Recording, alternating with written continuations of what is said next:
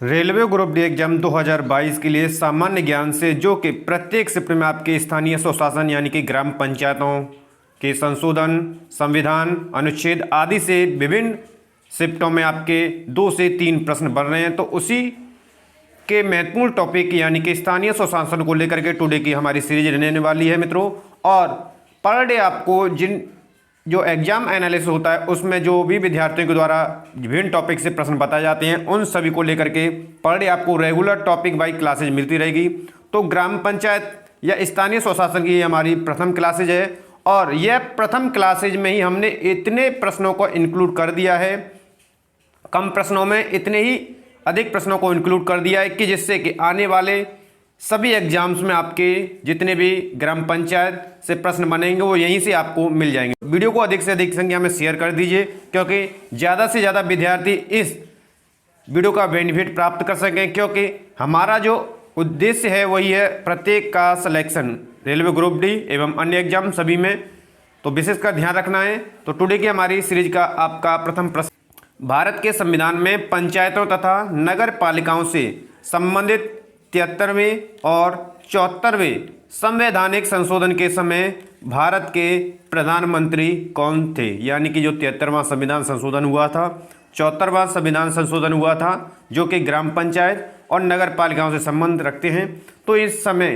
के प्रधानमंत्री कौन थे? तो सबसे पहले प्रश्न को बेहतर तरीके से रीड करना है और आपको ऑप्शन को भी रीड करना है बेहतर तरीके, ठीक है, क्योंकि एक भी गलत जवाब आपको एक एक अंक, क्योंकि कंपटीशन आप देख पा रहे हैं कि ग्रुप डी में कंपटीशन कितना है, कितने विद्यार्थियों के द्वारा, लगभग 1 करोड़ विद्यार्थियों द्वारा फॉर्म फिल किया हुआ है और 60 से 65% उपस्थित है, यानी कि एक सीट के लिए 60 दावेदार उपस्थित हो रहे हैं।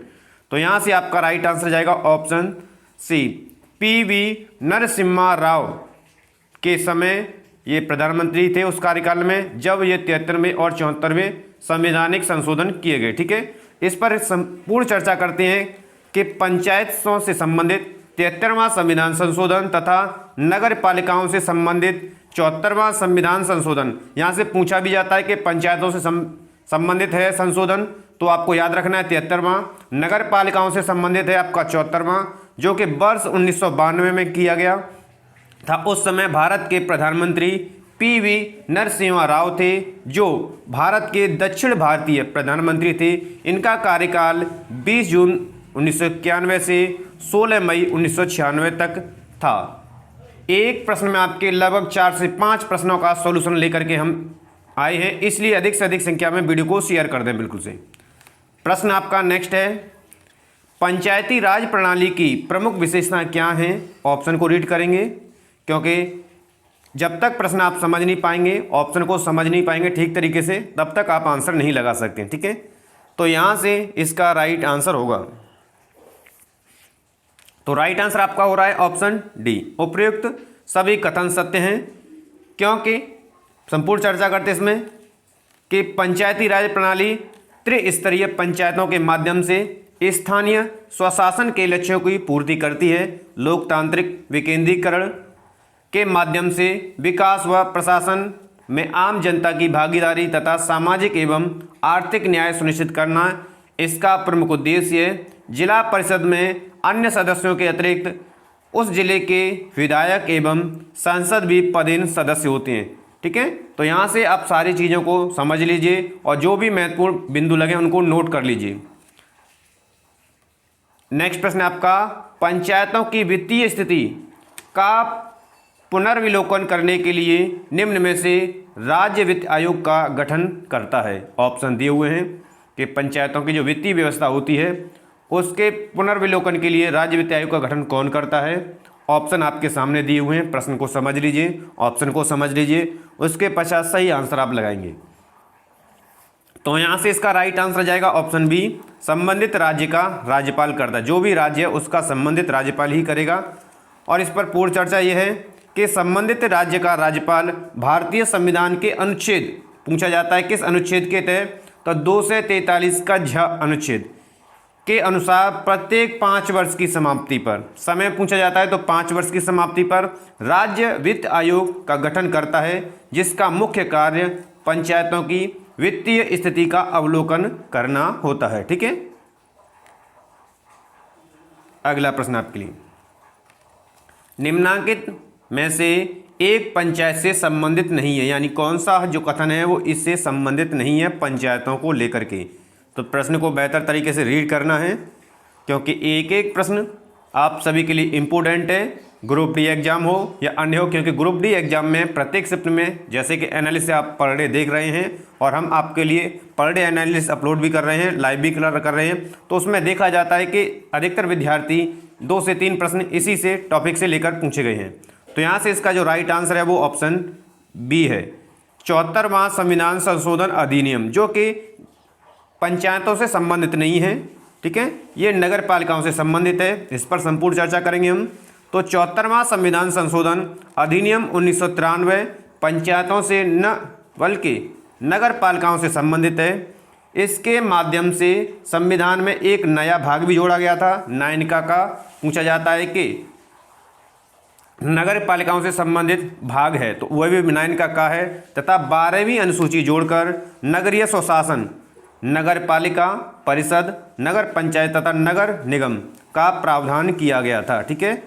तो याद रखना है, सभी चीज़ें आपको बेहतर तरीके से रीड करनी है और कंप्लीट वीडियो देखिए। तो कंप्लीट वीडियो का बेनिफिट ये होगा कि आने वाले विभिन्न एग्जामों में या विभिन्न शिफ्टों में जो भी प्रश्न बनेंगे आपका बिल्कुल से राइट जाएगा, ठीक है।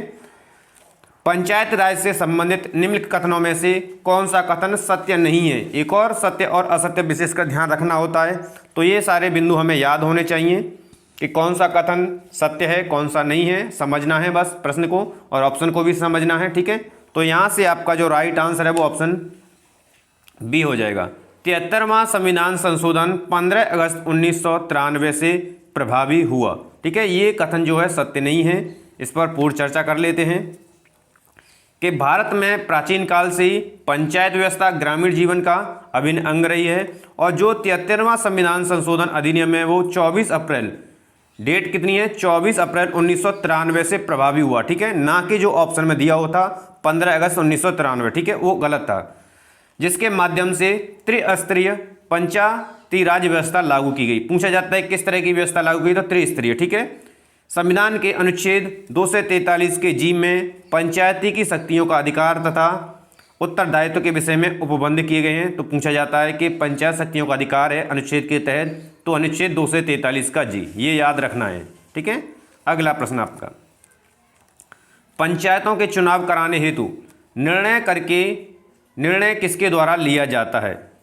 जो चुनाव कराए जाते हैं तो ये चुनाव कराए जाने का निर्णय किसके द्वारा लिया जाता है। ऑप्शन आपके सामने है, ऑप्शन को रीड करेंगे तो यहाँ से इसका राइट आंसर है राज्य सरकार। जो भी राज्य है उससे संबंधित राज्य सरकार ही निर्णय लेगी, ठीक है। इस पर पूर्ण चर्चा करते हैं। पंचायतों का संविधान की 7वीं अनुसूची में राज्य सूची के अंतर्गत सम्मिलित किया गया है। किस सूची के अंतर्गत सम्मिलित किया गया है, तो 7वीं अनुसूची, ठीक है। इनके गठन तथा चुनाव कराने का अधिकार राज्यों को प्राप्त है। साथ ही राज्य सरकार राज्य विधानमंडल द्वारा पंचायतों की संरचना का भी निर्धारण किया जाता है। अनुच्छेद कितने के तहत, या तो पूछा जाएगा कि पंचायतों की संरचना का निर्धारण अनुच्छेद के तहत किया जाता है, तो आपको ध्यान रखना है अनुच्छेद 243 का ग, ठीक है, कि सूची 7वीं अनुसूची, ठीक है। अगला प्रश्न आपके लिए, भारत में पंचायती राज व्यवस्था लागू करने वाला प्रथम राज्य है, ठीक है। पंचायती व्यवस्था लागू करने वाला प्रथम राज्य है या कौन सा है, तो ये पूछा जाएगा। तो आपको याद रखना है, आंसर यहाँ से सी जाएगा, राजस्थान सबसे पहले पंचायती राज व्यवस्था लागू करने वाला राज्य था। इस पर पूर्ण चर्चा करेंगे कि प्रथम पर कौन, द्वितीय पर कौन रहा। तो राजस्थान पंचायती राज प्रणाली को लागू करने वाला प्रथम राज्य है, जहाँ पर यह लागू की गई थी 2 अक्टूबर 1959 को, ठीक है। किसके द्वारा लागू की गई, किसके समय में की गई, तो पंडित जवाहरलाल नेहरू के समय में की गई। कहाँ से, किस जिले से, तो नागौर जिले से पंचायती राज का प्रारंभ किया गया। इसके पश्चात आंध्र प्रदेश के द्वारा ये 1959 में ही पंचायती राज व्यवस्था लागू करके ये दूसरा राज्य बन गया था, ठीक है। तो पहला राज्य राजस्थान है, दूसरा आंध्र प्रदेश है, ठीक है। कब लागू की गई थी राजस्थान में, 2 अक्टूबर 1959, किस के समय, पंडित जवाहरलाल नेहरू के समय, किस जिले से, नागौर से, ठीक है।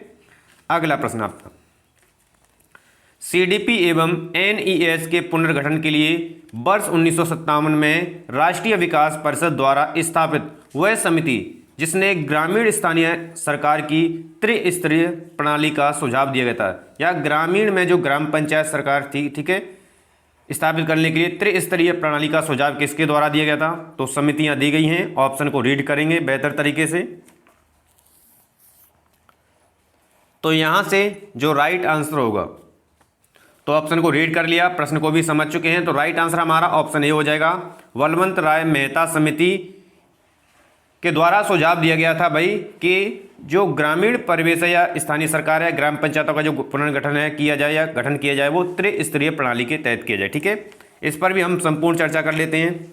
तो 1952 में प्रारंभिक सामुदायिक विकास कार्यक्रम CDP, ठीक है, तथा 1953 में प्रारंभिक राष्ट्रीय विस्तार योजना NES के पुनर्गठन के लिए राष्ट्रीय विकास परिषद द्वारा 1957 में, कब पूछा जाएगा? तो 1957 में, ठीक है, बलवंत राय मेहता समिति का गठन किया गया था। तो पूछा जाएगा कि बलवंत राय मेहता समिति का गठन हुआ 1997 में। इस समिति ने लोकतांत्रिक विकेंद्रीकरण एवं CDP की सफलता सुनिश्चित कराने हेतु त्रिस्तरीय पंचायती प्रणाली का सुझाव दिया था। ठीक है, तो त्रिस्तरीय पंचायत प्रणाली का सुझाव दिया था बलवंत राय मेहता समिति, गठन किया गया था 1957 में। ठीक है, ये याद रखना है आपको। अगला प्रश्न आपका, अशोक मेहता समिति ने पंचायती राज के लिए किस प्रतिमान या मॉडल की अनुशंसा की? क्योंकि पंचायती राज से विभिन्न समितियां जो हैं संबंध रखती हैं, कौन कौन सी, उन पर भी हम संपूर्ण चर्चा करेंगे। तो यहां से इसका राइट आंसर होगा, तो राइट आंसर आपका हो जाएगा ऑप्शन बी, द्विस्तरीय प्रणाली की अनुशंसा की गई थी किसके द्वारा? अशोक मेहता समिति के द्वारा। इस पर भी हम पूर्ण चर्चा कर लेते हैं। तो पंचायती राज व्यवस्था में उत्पन्न कमियों को दूर करने के लिए वर्ष 1977 में, कब पूछा जाएगा? कि 1977 में अशोक मेहता समिति का गठन हुआ। अशोक मेहता समिति का गठन कब हुआ? तो 1977, ये आप ध्यान रखना है। ठीक है, क्योंकि डेट से भी प्रश्न बन सकते हैं। इस समिति ने द्विस्तरीय पंचायती राज व्यवस्था की अनुशंसा की, जिसमें प्रथम स्तर पर आपका मंडल पंचायत रखे और इसमें 15 से 20 गांव तथा द्वितीय स्तर पर आपकी जिला परिषद शामिल की इसमें। ठीक है, तो याद रखेंगे कितने स्तर पर रखी गई थी? द्विस्तरीय प्रणाली पर। ठीक है, पहले पर था मंडल पंचायत, दूसरे पर था जिला परिषद रखी। ठीक है, अगला प्रश्न आपका, पंचायती राज संस्थाओं में महिलाओं के लिए आरक्षित स्थानों की संख्या कितनी है? तो प्रश्न को बेहतर तरीके से रीड करेंगे, ऑप्शन को भी रीड करेंगे और सही आंसर आप स्वयं से लगाने की कोशिश करेंगे। उसके लिए वीडियो को बीच में पॉज करेंगे और स्वयं से आप सही आंसर लगाएं, क्योंकि जब तक आप स्वयं से सही आंसर नहीं लगाएंगे तब तक आपसे प्रश्न नहीं बनेगा। ठीक है, तो यहाँ से इसका जो राइट आंसर यानी कि पंचायती राज संस्थाओं में महिलाओं की जो आरक्षित स्थानों की संख्या है वह है आपका राइट आंसर ऑप्शन ए। ठीक है, कुल स्थानों का 1/3। इस पर भी पूर्ण चर्चा कर लेते हैं। तो अनुच्छेद 243 के घ के अंतर्गत पूछा जाता है कि महिलाओं को जो आरक्षित दिया गया 1/3 का, तो वो किस अनुच्छेद के तहत दिया गया था? 243 के घ के अंतर्गत पंचायती राज संस्थाओं में प्रत्येक स्तर पर कुल स्थानों के 1/3 स्थान महिलाओं के लिए आरक्षित किए गए हैं। ठीक है, किस अनुच्छेद के तहत? 243 का घ अनुच्छेद के तहत। ठीक है, याद रखना है ये। अगला प्रश्न आपके लिए, ग्राम पंचायती राज को संवैधानिक दर्जा प्रदान करने की संस्तुति निम्न में से किस कमेटी के द्वारा की गई थी? यानी जो पंचायती राज है उसे संवैधानिक दर्जा प्रदान के लिए किस कमेटी के द्वारा संस्तुति की गई थी? ठीक है, प्रश्न को रीड करेंगे बेहतर तरीके से और एक एक प्रश्न आप सभी के लिए इंपॉर्टेंट है, क्योंकि जितने भी ग्रुप डी की शिफ्टें बन रही हैं और आगे भी जो पंचायती राज से प्रश्न बनेंगे वो यहीं से एक एक प्रश्न आपका कंप्लीट हो जाएगा मित्रों। तो यहां से जो राइट आंसर है वो आपका ऑप्शन ए है, LM सिंघवी समिति के द्वारा संस्तुति की गई कि भाई पंचायती राज को है संवैधानिक दर्जा प्रदान किया जाए। ठीक है, इस पर भी पूर्ण चर्चा कर लेते हैं। तो वर्ष 1986 में ग्रामीण विकास मंत्रालय ने पंचायती राज व्यवस्था में सुधार हेतु अनुशंसाएं देने के लिए LM सिंघवी की अध्यक्षता में एक समिति का गठन किया। इस समिति ने पंचायतों को संवैधानिक दर्जा प्रदान करने की अनुशंसा की, साथ ही पंचायतों के चुनाव में राजनीतिक दलों की भागीदारी पर प्रतिबंधित लगा दिया। ठीक है, प्रतिबंध कर दिया। ग्रामीण न्यायालय या न्याय पंचायतों तथा पंचायती राज अधिकरण की स्थापना की भी अनुशंसा की गई थी इसी समिति के द्वारा। ठीक है, तो ये याद रखना है। अगला प्रश्न आपके लिए, पंचायती राज व्यवस्था से निम्न में से कौन सी समिति संबंधित नहीं है? पंचायती राज व्यवस्था से समिति जो है संबंध नहीं रखती है। इस तरह भी प्रश्न पूछा जा सकता है। ठीक है, तो एक एक प्रश्न आपके लगभग 4 से 5 प्रश्नों का संकलन दे करके जा रहा है, इसलिए अधिक से अधिक संख्या में इसको शेयर कर देंगे ताकि अधिक से अधिक विद्यार्थी इस वीडियो का बेनिफिट प्राप्त कर सकें। तो यहाँ से इसका जो राइट आंसर है वो ऑप्शन बी, VKR राव समिति। चर्चा करते हैं। तो VKR राव एक प्रमुख भारतीय अर्थशास्त्री थे, ठीक है, जिसके द्वारा या जिनके द्वारा जो आर्थिक विकास पर संयुक्त राष्ट्र आयोग के अध्यक्ष तथा राष्ट्रीय आय समिति में सदस्य भी रहे थे। ठीक है, पंचायती राज व्यवस्था से संबंधित समितियां जो हैं निम्न हैं, जिसमें पहली है आपकी बलवंत राय मेहता समिति, 1957 में इसका गठन दिया है। अशोक मेहता समिति 1977, GVK राव समिति 1985, ML सिंघवी समिति 1986, PK थुंगन समिति 1988 और VN गाडगिल समिति, K शांतनम समिति 1962 तथा सादिक अली समिति 1964। तो यहाँ से आपको विशेष ध्यान रखना है। नेक्स्ट प्रश्न आपका, निम्नलिखित में से कौन सी राज संस्था नहीं है? ऐसी कौन सी संस्था है जो कि पंचायती राज संस्था नहीं है? प्रश्न को बेहतर तरीके से रीड करेंगे, ऑप्शन को रीड करेंगे। तो यहाँ से इसका राइट आंसर होगा ऑप्शन सी, सहकारी समिति। इस पर भी पूर्ण चर्चा कर लेते हैं। तो ग्राम सभा, ग्राम पंचायत तथा न्याय पंचायत ये तीनों ही पंचायती राज संस्थाएं हैं, जबकि सहकारी समितियां इनसे भिन्न संस्थाएं हैं। 97वें संविधान संशोधन 2011 के द्वारा संविधान के भाग 9 का जोड़कर सहकारी समितियों को संवैधानिक दर्जा प्रदान किया गया। यह पूछा जाएगा कि किस संविधान के तहत या किस भाग में जो है सहकारी समितियों को संवैधानिक दर्जा प्रदान किया गया, तो यह ध्यान रखना है। तथा अनुच्छेद 19 के अंतर्गत सहकारी समिति बनाने के अधिकार को मौलिक अधिकार घोषित किया गया। ठीक है, तो ये भी पूछा जा सकता है कि सहकारी समिति को बनाने का अधिकार, मौलिक अधिकार किस अनुच्छेद के तहत घोषित किया गया था? अनुच्छेद 19। ठीक है, तो ये एक एक पॉइंट जो है आपको याद रखना है। नेक्स्ट प्रश्न आपका, भारत में पंचायती राज प्रणाली संविधान के किस अनुच्छेद के अंतर्गत प्रारंभ की गई थी? पंचायती राज प्रणाली किस अनुच्छेद के तहत? तो ऑप्शन को रीड करना है, प्रश्न को बेहतर तरीके से समझना है। तो यहाँ से इसका राइट आंसर हो जाएगा ऑप्शन बी, अनुच्छेद 40 के तहत। ठीक है, पंचायती राज प्रणाली प्रारंभ की गई थी।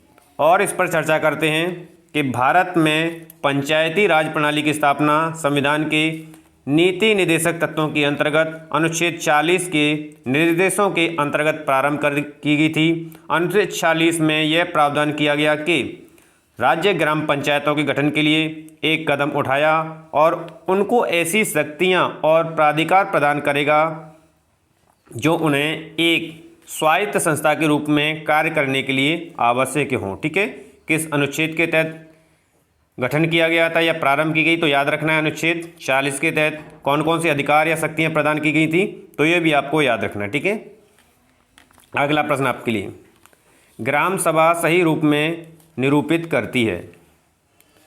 कंप्लीट ऑप्शन के लिए थोड़ा सा हम इसको जूम आउट करते हैं, जैसे कि आप सभी ऑप्शन देख पाएँ। तो यहाँ से ये चारों ऑप्शन आप देख पा रहे हैं और सही आंसर आप यहाँ से लगाएंगे। तो ग्राम सभा सही रूप में निरूपित करती है, राइट आंसर आ जाएगा आपका ऑप्शन सी, पंचायत के लिए निर्वाचक मंडल को। इस पर भी हम पूर्ण रूप से चर्चा करते हैं। तो अनुच्छेद 243 के खंड खा में ग्राम सभा को ग्राम पंचायत की निर्वाचक नियमावली में पंजीकृत व्यक्तियों के समूह के रूप में परिभाषित किया गया था। ठीक है, किस अनुच्छेद के तहत? तो 243 किस खंड के तहत? खंड खा के तहत। ठीक है, ये आपको याद रखना है। अगला प्रश्न आपके लिए, लोकतांत्रिक विकेंद्रीकरण का आशय है? लोकतांत्रिक विकेंद्रीकरण का आशय है, ऑप्शन को रीड करेंगे बेहतर तरीके से, वीडियो को बीच में पॉज करके आप सही आंसर लगाएंगे। तो यहाँ से इसका राइट आंसर है ऑप्शन डी, स्थानीय सरकार। इस पर भी पूर्ण रूपेण चर्चा करते हैं कि लोकतांत्रिक विकेंद्रीकरण का आशय स्थानीय स्वशासन की स्थापना है से है, जहां स्थानीय विषयों से संबंधित निर्णयों में स्थानीय जनता की सक्रिय भागीदारी सुनिश्चित हो सके। ठीक है, याद रखेंगे। अगला प्रश्न आपके लिए, त्रिस्तरीय पंचायती राज तंत्र में शामिल है, पूछा जाता है शामिल है कौन नहीं है, ये भी पूछा जाता है। तो बेहतर तरीके से ऑप्शन को रीड करेंगे, क्योंकि जिस तरह के प्रश्न बन रहे हैं उसी तरह के प्रश्न और उन्हीं को इंक्लूड किया हुआ है टुडे के इस सेशन में मित्रों। तो यहाँ से इसका राइट आंसर होगा, तो राइट आंसर आपका ऑप्शन सी हो जाएगा। ग्राम पंचायत, ब्लॉक तथा पंचायत समिति और जिला परिषद, ये क्या है, पंचायती राज के त्रितंत्र या त्रिस्तरीय पंचायती राज तंत्र में शामिल हैं। इस पर भी हम पूर्ण चर्चा करते हैं। तो भारत में त्रिस्तरीय पंचायती राज व्यवस्था के अंतर्गत ग्राम पंचायत, पंचायत समिति यानी कि ब्लॉक पंचायत तथा जिला परिषद शामिल हैं, परंतु कुछ राज्यों में इनसे भिन्न भी प्रावधान है। अब उन राज्यों को भी देख लें कि कहाँ कहाँ पर किस तरह की प्रणाली लागू है। ठीक है, केरल, जम्मू कश्मीर, त्रिपुरा, मणिपुरम, सिक्किम, इसमें एक स्तरीय प्रणाली लागू है जो कि ग्राम पंचायत स्तर पर। ठीक है, और दूसरा आपका असम है, ओडिशा है, मध्य प्रदेश है, कर्नाटक है, हरियाणा है, द्विस्तरीय ग्राम पंचायत समिति यानी कि प्रणाली कौन सी है, द्विस्तरीय। ठीक है, और तीसरा पॉइंट जो है पश्चिम बंगाल, इसमें 4 स्तरीय पंचायती प्रणाली लागू है जिसमें ग्राम पंचायत, अंचल पंचायत, आंचलिक और परिषद और जिला परिषद शामिल हैं। और जो एक और इम्पोर्टेंट तथ्य है कि मेघालय, मिजोरम तथा नागालैंड में पंचायतों के स्थान पर एक स्तरीय जनजातीय परिषद कार्यरत है। ठीक है, इन राज्यों में जो है जनजातीय परिषद कार्यरत है। तो टुडे के सबसे अहम और इम्पोर्टेंट जो कि विभिन्न शिफ्टों में आपके एग्जाम में बने थे, ग्राम पंचायतों को लेकर प्रश्नों की सीरीज है मित्रों। तो आशा करते हैं क्वेश्चनों का संकलन आप सभी को पसंद आया है। क्वेश्चनों का संकलन पसंद आया है तो वीडियो को लाइक कर देंगे, शेयर कर देंगे, और चैनल को अभी तक सब्सक्राइब नहीं किया है तो चैनल को सब्सक्राइब कर लीजिए, ताकि आगे भी आपकी तैयारी बेहतर तरीके से और रिवीजन होता रहे, और आगे भी आपको विभिन्न टॉपिक से जिस तरह शिफ्टों में एनालिसिस किया जाएगा वहाँ से बनेंगे, और जो किया जा चुका है उन टॉपिक पर भी आपको वीडियो प्राप्त होगी। इसलिए चैनल को सब्सक्राइब कर लें मित्रों। धन्यवाद।